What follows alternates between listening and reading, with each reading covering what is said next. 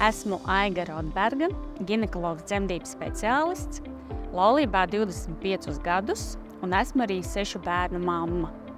Un bieži vien savā praksē dzirdu jautājumus no laulātajiem, vai seksuālās attiecības ir labas, vai tās ir pietiekamas, vai tās ir domāts tikai pāriem, kuriem nav bērnu, un kā šīs seksuālās attiecības apvienot ar auglību, un ko darīt tad, kad ģimenē ienāk bērni, un ko darīt tad, kad varbūt vairāk negribas bērnus vai gribas vēl bērnus, kā praktiski savienot šo te seksualitāti un auglību.